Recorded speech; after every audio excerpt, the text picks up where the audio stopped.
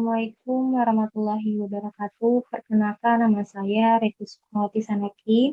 Hari ini saya akan mempresentasikan proyek hasil UAS Analitik Data.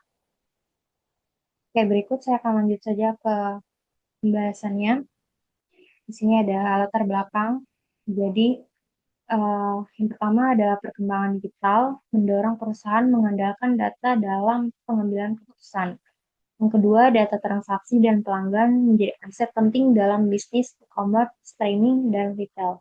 Yang ketiga, analisis statistik dan visualisasi data membantu memahami performa bisnis secara objektif. Yang keempat, aplikasi interaktif mendukung eksplorasi data yang cepat dan fleksibel. Berikut untuk tujuan analisis. Untuk yang pertama, kita akan mengidentifikasi faktor non-temporal yang mempengaruhi pendapatan e-commerce. Yang kedua, mengukur kesehatan pelanggan melalui retention rate dan score analysis. Yang ketiga, merancang aplikasi interaktif R, Shin untuk analisis penjualan retail. Yang terakhir, kita akan menyajikan insting bisnis berbasis data dan visualisasi. Oke, kita akan masuk ke studi kasus pertama, yaitu e-commerce dengan studi kasusnya itu akselerasi Billy. Oke, untuk tujuannya itu menentukan faktor non-temporal paling dominan terhadap total pendapatan. Variabel yang dianalisis itu ya, yang pertama adalah jumlah transaksi, biaya promosi, rating produk, dan total pendapatan. Berikut ada metodologi, yaitu analisis dilakukan menggunakan teknik statistika dasar, yaitu yang pertama, statistika deskriptif, yaitu kita akan menghitung rata-rata. Yang kedua, digunakan untuk melihat kecenderungan nilai, yaitu ada jumlah transaksi, biaya promosi, serta total pendapatan. Yang ketiga, korelasi person. Yang keempat, digunakan untuk mengukur kekuatan hubungan antara jumlah transaksi dan total pendapatan, biaya promosi, dan total pendapatan. Fokus analisis diarahkan pada variabel non-temporal, artinya tidak tergantung pada waktu, tetapi pada karakteristik transaksi. Berikut ada hasil analisis. Jadi, pada grafik ini ada jumlah transaksi dan kategori produk. Nah, kita bahas untuk jumlah transaksi. Jadi, grafik ini menunjukkan pola naiknya yang konsisten, menandai bahwa meningkatkan jumlah transaksi selalu diikuti oleh peningkatan total pendapatan. Hal ini diperkuat oleh nilai kolerasi sebesar 1,00 sehingga jumlah transaksi merupakan faktor non-temporal paling dominan. Untuk kategori produk, berdasarkan grafik ini, perhitungan rata-rata pendapatan kategori elektronik menghasilkan pendapatan tertinggi dibandingkan fashion dan perabotan. Oleh karena itu, kategori produk elektronik merupakan kategori yang paling berpengaruh terhadap pendapatan.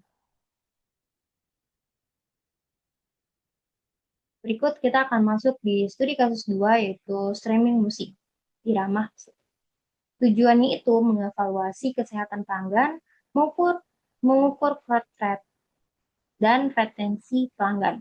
Periodenya dari bulan Maret hingga Juli 2025.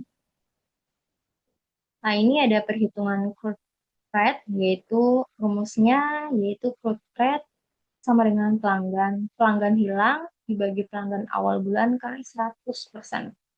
Jadi untuk hasilnya didapatkan ini. Untuk bulan April dan Mei. Jadi untuk interpretasinya, growth rate Mei lebih tinggi dibandingkan April.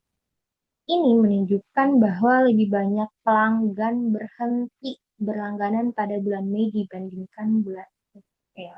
Kita bisa lihat di sini hasil growth rate-nya. Next, kita akan lanjut ke SWOT analysis. Nah, untuk analisis menggunakan SWOT analysis itu, yang pertama kita mengelompokkan pelanggan berdasarkan bulan akuisis.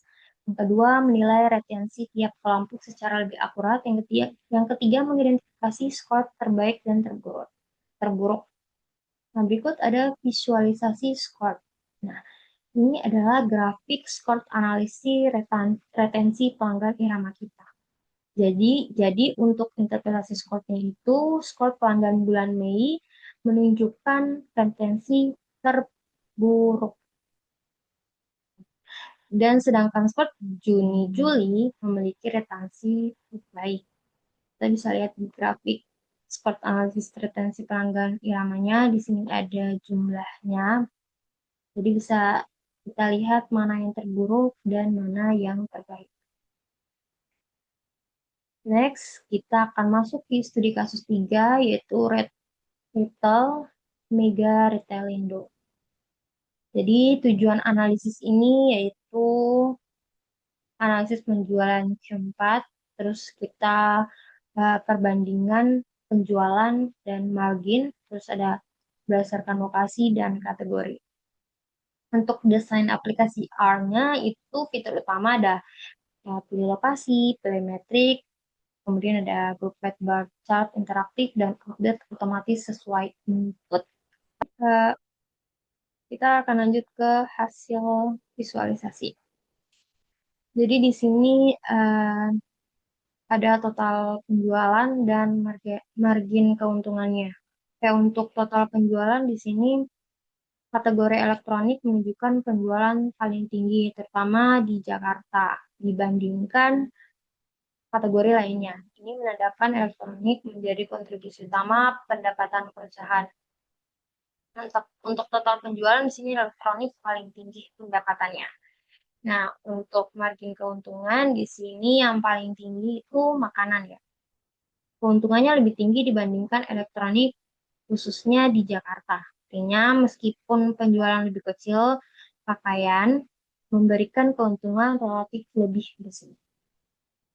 Kalian bisa lihat di contoh grafik analisisnya. Nah, berikut kita akan jelaskan mengenai insing kritis.